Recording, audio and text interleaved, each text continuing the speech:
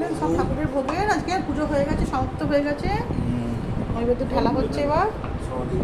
হ্যাঁ, ভোগে প্রচণ্ড গরম জানেন তো, মুখে তারপরে যন্ত্রণা হচ্ছে আমার।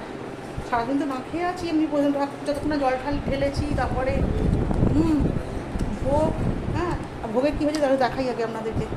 ভোগে হয়েছে যে পনিরের কালিয়া, হ্যাঁ সরি ছানার কালিয়া হয়েছে।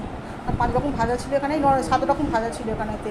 মানে পটল ভাজা, ঢেঁড়স ভাজা, বেগুন ভাজা, কুমড়ো ভাজা, ছাঁচকুড়ো ভাজা, সব 5 রকম 9 রকম 7 রকম ভাজা ছিল। এখানে আলুর দম আর চাটনি, আনারসের চাটনি, আর এই যে পায়েস, আর এই হচ্ছে পোলোয়া, বুঝেছেন?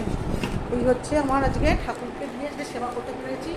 একটু সামান্য আজকে আয়োজন করেছি, বুঝতে পারছেন? অন্যবারে আমি প্রচুর করি, হ্যাঁ সবাইকে ডাকি। এবার আমি কিছু করতে পারিনি, আমার এত শরীরটা খারাপ না, কোনো রকমে ভাবিনি যে আমি পুজোটা করতে পারবো। যাই হোক, খুব দয়া হয়ে গেছে পুজো আমার। হ্যাঁ, একটু যন্ত্রণা হচ্ছে রে। যাই হোক, পুজো শেষ হয়ে গেছে, সমাপ্ত হয়ে গেছে। দেখুন কত সুন্দর লাগছে আমার ভগবানকে,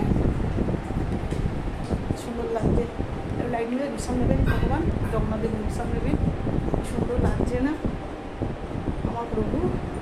জয় জগন্নাথ দেব, জয় জগন্নাথ মহাপ্রভু, জয় জগন্নাথ মহাপ্রভু, জয়।